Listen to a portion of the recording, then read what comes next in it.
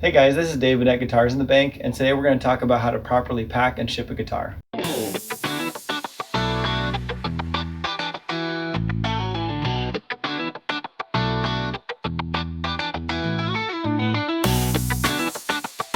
All right, so to start out, the first thing that I do is I'll plug the guitar in just to make sure that everything's still working how it should. We already did that, and so everything is working perfectly. And again, I'll just kind of inspect the guitar. And right now everything looks fine. I'm just making sure the neck doesn't need an adjustment or anything like that. You want to make sure that however you describe the guitar to whoever is that purchased it or whoever's getting the guitar, that they're getting what they expect to get. Now, the first thing that I'll do before I start to pack is I'll make sure the strings are loosened, and that's really important. Some guys will say it doesn't really matter. I feel like it does. Even if it doesn't make a big difference, it's just a really easy step to take just to make sure that everything gets there all right. So make sure they're nice and slack. We're good to go. Now for me, because I'm a storefront, I buy a bunch of these gig bags, and this helps a lot for shipping. Even if you're an individual seller, you can find, these are Wayfinder gig bags. You can find these for pretty cheap, and you might be able to find like an individual case on eBay for like $15 to $20. But I get these just because it's easier to store guitars if I buy them without a case. But then also when I go to ship it, it's a nice added protection.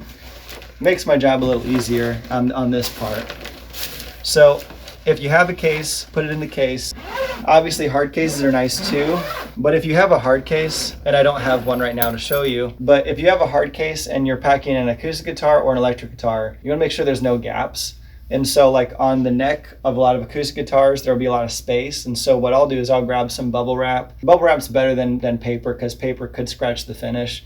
So I'll stuff as much bubble wrap as I can into those gaps and spaces. But yeah, so for this purpose though, if you have a gig bag, typically you shouldn't need to put a lot of extra in there as long as you do a good job of packing around the guitar in the box.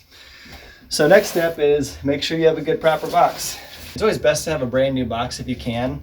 I get these in bulk. I'll buy like 500 of these at a time. So again, if you're just packing on a very occasional or rare basis, you can just buy these individually.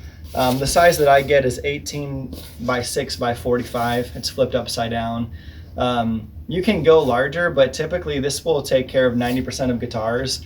And the smaller the box, the less shipping you'll end up paying. Now, we just want to open this up. There's two little flaps here, so you're going to flap those in. This one has two sides of the cardboard that you fold down.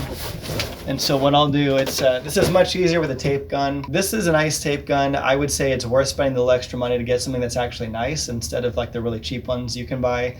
It just makes this job a lot easier. So when you're taping this, just make sure it's nice and tight. My theory is it's better to use more tape than you think you'll need. I've never had a customer complain about using too much tape on a box. Just make sure that I really press down.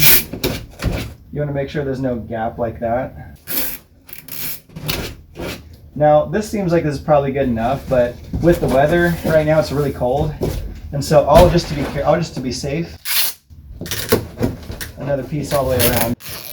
What you want to do next is you just want to kind of make sure the guitar is going to fit all right in this box. This one is pretty much perfect sizing. As you can see, there's a little bit of a gap here, and that's going to be really important. What you don't want to do is if I size this up and the guitar from the ground to the top was like right here, you'd have an issue because you would have no room to put packing on the bottom of the box. So we want to make sure with this much of a space, we have enough to put this much packing on the bottom and like this much on top. I normally put a little bit more packing on the bottom than the top because that's what's going to take a lot of the blows when it's in shipping. Now, one more note is if you're packing a guitar and you have no case, how I would approach that, and we sometimes get that, is you can go to a big box store like Walmart will have it. They have bubble wrap rolls that just literally come in a roll, and it's a really thin sheet.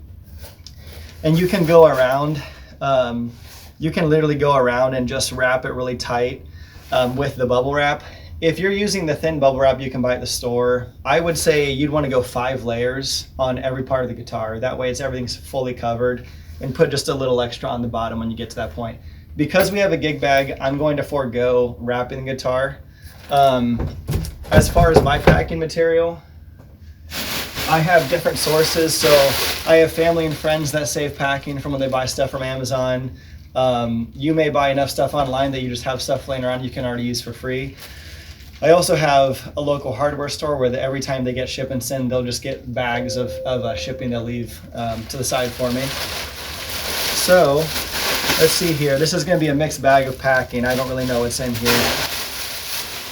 Okay, these are the larger bubbles. So I'm going to kind of just throw some of these bubbles in the bottom. It's kind of hard to know how much or how high up I'm going with this. So real quickly, just to see where I'm at, I'm going to take the guitar.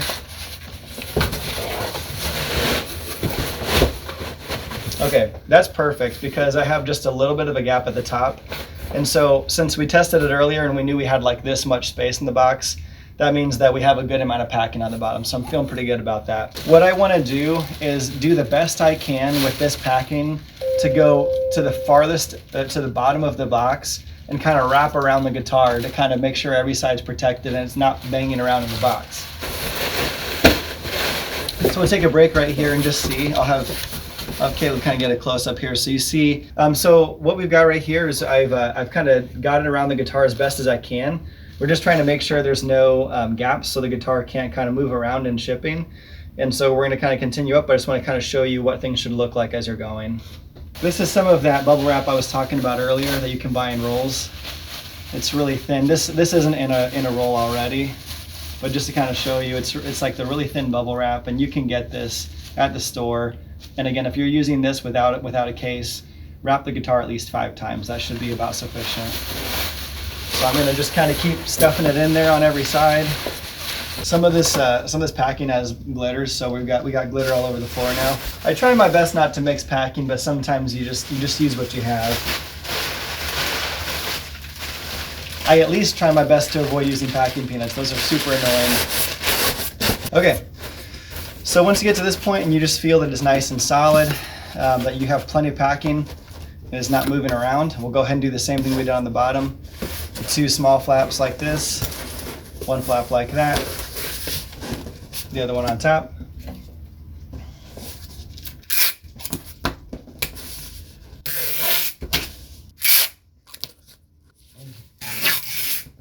There's a little bit of a gap here.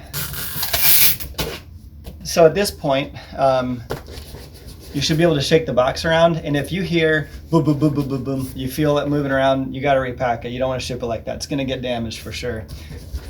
Nothing's moving around right now.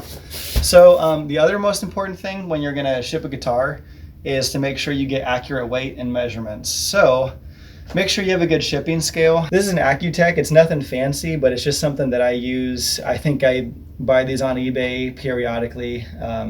They tend to last 2 or 3 years from what I can tell, and I use them pretty heavily. And it's pretty close to accurate. I've tested this between smaller, like little food scale, and they're usually within ounces of each other. So this is pretty accurate. Before I put the box on, just make sure you're at 0 pounds, 0 ounces. Okay, so we're getting 12 pounds and 11 ounces. I tend to be on the safe side, and I would rather round up a pound. So we're 5 ounces off of 13 pounds. You're probably okay calling it 13 pounds. I'll usually go the extra and say we're already close to 13. I'm just going to call it 14 pounds. It's a lot better to overestimate on the weight and dimensions, because even if you're close or you think you were right, if UPS or FedEx or the post office goes and audits that and they get a different number, even if they're slightly off, I've been charged double, if not more than that, from chargebacks. So I'd rather just pay a little bit extra right now to be safe. Usually I'll punch this in on the computer as I'm working. I'm not in front of the computer right now, so I'll just say 14 pounds. I already know the dimensions of this box, but I'm gonna just show you real quick. So this technically is 46, but you see how it goes like 1/4 of an inch over that. So I'm gonna call it 47, again, just to be safe. So 47, we're like right at 18, but we're gonna call it 19. On the top here, we're a little over 6, so we're gonna call it 7. So I'm gonna jot these down. So that's pretty much the most of it. After this point, you're going to want to decide who you want to ship through. I strongly recommend, if you're not shipping directly through Reverb, most of what I do, I will ship through Reverb because they have a buyer's protection. So I pay a little bit more when I ship through them, but I'm also, if the guitar breaks in shipping or there's any issue at all, they're really good about taking care of everything. So I'd rather pay a little extra for the peace of mind. But if you didn't sell it through Reverb, my biggest suggestion is don't just go to UPS or FedEx or Post Office and buy a label. There's a lot of third-party shipping companies, so like ShipStation or Shipping Easy are two I can think of off the top of my head. They'll have a monthly fee, so a lot of them are like $10 to sign up for it. But usually you should be able to sign up for one where you get a month for free. So if you're only going to do this like 1 or 2 times, just do the free trial. And on there, they'll give you like UPS and FedEx and Post Office, but usually you're going to be saving like upwards of 20 to 30% of what you would have paid in person. So hopefully you guys find this helpful. For all the DIYers out there that are looking for finding a good way to pack a guitar, hopefully this kind of just gets you in the right direction. So if you like more content like this, let us know. But make sure to like and subscribe, and we'll see you in the next video.